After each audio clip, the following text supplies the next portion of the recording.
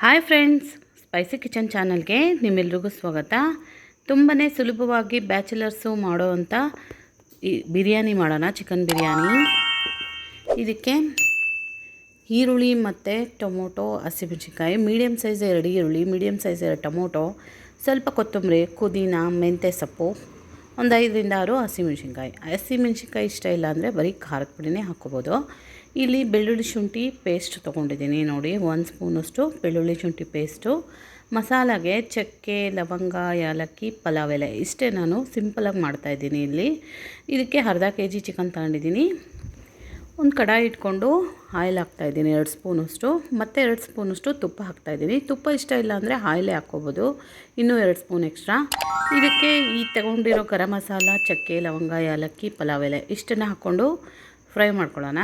ಅದಾದಮೇಲೆ 2 medium size ಉದ್ದುದಾಗಿ ತೆಳುವಾಗಿ ಹಚ್ಕೊಂಡಿರೋವಂಥ ಈರುಳ್ಳಿನೂ ಹಾಕಿ fry ಮಾಡ್ಕೊಳ್ಳೋಣ. ಇದು ಚೆನ್ನಾಗಿ ಫ್ರೈ ಆಗಿ ಕಲರ್ ಚೇಂಜ್ ಆಗೋ ತನಕ ಫ್ರೈ ಮಾಡ್ಕೋಬೇಕು ಇದನ್ನು. ಇದು ಗೋಲ್ಡನ್ ಕಲರ್ ಬರಬೇಕು ನೋಡಿ, ಈಗ ಬಂದಿದೆ ಇದು ಗೋಲ್ಡನ್ ಕಲರು. ಈ ಟೈಮಲ್ಲಿ ಇದಕ್ಕೆ ಬೇರೆ ಬೆಳ್ಳುಳ್ಳಿ ಶುಂಠಿ ಪೇಸ್ಟನ್ನು ಹಾಕ್ಕೊಳ್ಳೋಣ. 1 ಸ್ಪೂನಷ್ಟು ಬೆಳ್ಳುಳ್ಳಿ ಶುಂಠಿ ಪೇಸ್ಟ್ ಹಾಕ್ತಾಯಿದ್ದೀನಿ. ಇಲ್ಲಿ ನಾನು 1 ಲೋಟ ಅಕ್ಕಿ ಮಾಡೋದ್ರಿಂದ ಇಷ್ಟು ಕ್ವಾಂಟಿಟಿಲಿ ಹಾಕ್ತಾಯಿದ್ದೀನಿ. 4ರಿಂದ 5 ಹಸಿಮೆಣ್ಸಿನ್ಕಾಯಿ. ಹಸಿಮೆಣ್ಸಿನ್ಕಾಯಿ ಇಷ್ಟ ಇಲ್ಲ ಅಂದರೆ ಖಾರದ ಪುಡಿನೇ ಹಾಕ್ಕೋಬೋದು. ಮತ್ತು 2 ಚಿಕ್ಕದಾಗಿ ಹಚ್ಚಿರೋಂಥ ಮೀಡಿಯಮ್ ಸೈಜ್ ಟೊಮೊಟೊ ತೊಗೊಂಡಿದ್ದೀನಿ. ಇದಿಷ್ಟನ್ನು ಫ್ರೈ ಮಾಡ್ಕೊಳ್ಳೋಣ ಚೆನ್ನಾಗಿ ಟೊಮೊಟೊ ಸಾಫ್ಟಾಗಿ ಗ್ರೇವಿ ಥರ ಆಗಬೇಕು, ಅಲ್ಲಿ ತನಕ ಇದನ್ನು ಫ್ರೈ ಮಾಡ್ಕೋಬೇಕು. ಬೇಕಂದರೆ ಮುಚ್ಚಿಬಿಟ್ಟು ಒಂದು 5 ನಿಮಿಷ ಫ್ರೈ ಮಾಡ್ಕೋಬೋದು. ನೋಡಿ ಈಗ ಚೆನ್ನಾಗೇ ಫ್ರೈ ಆಗಿದೆ. ನೀವು ಸಬ್ಸ್ಕ್ರೈಬ್ ಮಾಡ್ಕೊಂಡೇ ನೋಡ್ತಾ ಇದ್ದರೆ ನನ್ನ ಚಾನಲ್ನ ಪ್ಲೀಸ್ ಸಬ್ಸ್ಕ್ರೈಬ್ ಮಾಡ್ಕೊಂಡು ನೋಡಿ. ಇಲ್ಲಿ ನೋಡಿ ಅರ್ಧ kg ಚಿಕನ್ನ ಚೆನ್ನಾಗಿ ತೊಳೆದಿಟ್ಕೊಂಡಿದ್ದೆ, ಹಾಕ್ಕೊಂಡು ಅದಕ್ಕೆ ಅರಿಶಿನ ಪುಡಿ ಮತ್ತು ರುಚಿಗೆ ತಕ್ಕಷ್ಟು ಉಪ್ಪು ಹಾಕ್ತಾಯಿದ್ದೀನಿ. ಕಲ್ಲುಪ್ಪು ಹಾಕಿ ತುಂಬಾ ಟೇಸ್ಟಿಯಾಗಿ ಬರುತ್ತೆ. ಹಾಕ್ಕೊಂಡು ಚೆನ್ನಾಗೇ ಫ್ರೈ ಮಾಡ್ಕೋಬೇಕು. ಒಂದು 5ರಿಂದ 6 ನಿಮಿಷದವರೆಗೂ ಇದನ್ನು ಚೆನ್ನಾಗಿ ಹೈ ಫ್ಲೇಮಲ್ಲಿ ಫ್ರೈ ಮಾಡ್ಕೋಬೇಕು. ಚಿಕನ್ದು ಹಸಿ ಸ್ಮೆಲ್ ಹೋಗೋ ತನಕ ಫ್ರೈ ಮಾಡ್ಕೋಬೇಕು. ನೋಡಿ ಈಗ ಚೆನ್ನಾಗೇ ಫ್ರೈ ಆಗಿದೆ ಇದು. ಇದಕ್ಕೆ 1-2 ಸ್ಪೂನಷ್ಟು ಮೊಸರು ಹಾಕ್ಕೊಳ್ಳೋಣ. ಮೊಸರು ಹಾಕೋದ್ರಿಂದ ಚಿಕನ್ನು ಸಾಫ್ಟಾಗಿ ಜ್ಯೂಸಿಯಾಗಿ ಬರುತ್ತೆ, ಬೇಗನೂ ಬೇಯುತ್ತೆ.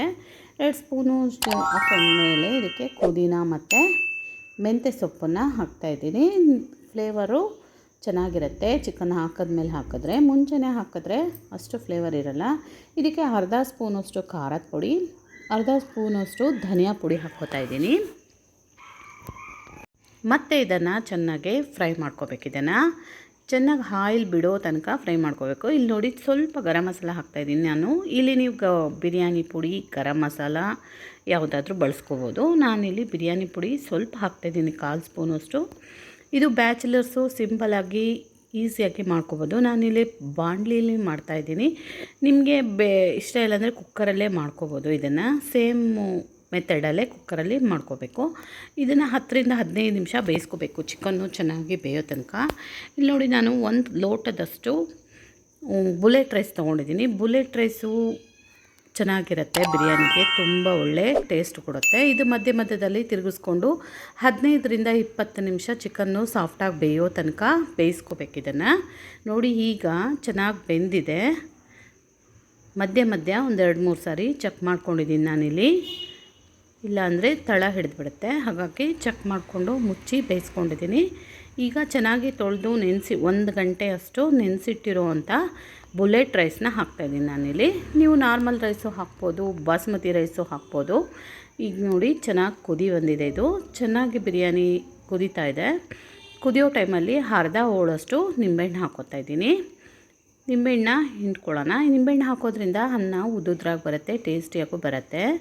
ಇದಕ್ಕೆ ಲಾಸ್ಟಲ್ಲಿ ಕೊತ್ತಂಬರಿ ಸೊಪ್ಪು ಇಷ್ಟನ್ನು ಹಾಕಿ ಚೆನ್ನಾಗಿ ಕುದಿಯೋಕೆ ಬಿಡೋಣ. ಹೈ ಫ್ಲೇಮಲ್ಲಿಟ್ಟು 2-3 ಸೆಕೆಂಡು ಕುದಿಬೇಕು. ಇದು ಚೆನ್ನಾಗೆ ಕುದಿಯೋಕೆ ಬಿಡೋಣ ಇದನ್ನು. ನಿಮಗೆ ನನ್ನ ವಿಡಿಯೋಸ್ ಇಷ್ಟ ಆದರೆ ಪ್ಲೀಸ್ ಸಬ್ಸ್ಕ್ರೈಬ್ ಮಾಡ್ಕೊಳ್ಳಿ, ಶೇರ್ ಮಾಡಿ, ಲೈಕ್ ಮಾಡಿ ಫ್ರೆಂಡ್ಸ್. ನೋಡಿ ಈಗ 3/4% ಅಷ್ಟು ಬೆಂದಿದೆ. ನೀರೆಲ್ಲ ಕಡಿಮೆ ಆಗಿ ಸ್ವಲ್ಪ ಇದೆ. ಈಗ ಈ ಟೈಮಲ್ಲಿ ಇದನ್ನು ದಮ್ಮಿಗಿಡೋಣ. ನೋಡಿ ಚೆನ್ನಾಗೆಲ್ಲ ಮಿಕ್ಸ್ ಮಾಡಿಕೊಂಡು ಇದನ್ನು ತೆಗೆದಿಟ್ಟು ಒಂದು ಕಬ್ಬಿಣದ ಹೆಂಚನ್ನು ಇಟ್ಬಿಟ್ಟು ಚೆನ್ನಾಗಿ ಕಾಯಿಸ್ಕೊಂಡು ಅದ್ರ ಮೇಲೆ ಇಟ್ಟು ದಮ್ ಮಾಡೋದ್ರಿಂದ ಅನ್ನ ತುಂಬಾ ಟೇಸ್ಟಿಯಾಗುತ್ತೆ, ಉದುದ್ರಾಗುತ್ತೆ. ನೋಡಿ, ಇದು ಒಂದು ಹಳೆ ಕಬ್ಬಣದ ಹೆಂಚು. ಇದನ್ನು ಒಂದು 2-3 ಸೆಕೆಂಡು ಚೆನ್ನಾಗಿ ಕಾಯಿಸ್ಕೊಳ್ಳೋಣ. ಇದು ಕಾದಾದಮೇಲೆ ಇದು 3/4% ಅಷ್ಟು ಬೆಂದಿರೋ ಅಂಥ ಬಿರಿಯಾನಿನ ಇದ್ರ ಮೇಲಿಟ್ಟು ನೀಟಾಗಿ ದಮ್ ಮಾಡ್ಕೊಳ್ಳೋಣ. ಈಗ ಸಿಮ್ಮಲ್ಲಿಡೋಣ. ಸಿಮ್ಮಲ್ಲಿಟ್ಟು ಒಂದು 5-6 ನಿಮಿಷ ಹಾಗೆ ಬಿಟ್ಟರೆ ಚೆನ್ನಾಗಿ ಹರಳ್ಕೊಂಡು ಅನ್ನ ಉದುದ್ರಾಗಿ ಟೇಸ್ಟಿಯಾಗಿ ಆಗುತ್ತೆ. ತುಂಬಾ ಸಿಂಪಲ್ಲಾಗಿ ಟೇಸ್ಟಿಯಾಗಿ ರೆಡಿ ಆಯಿತು ನೋಡಿ ಈ ಬಿರಿಯಾನಿ, ಚಿಕನ್ ಬಿರಿಯಾನಿ.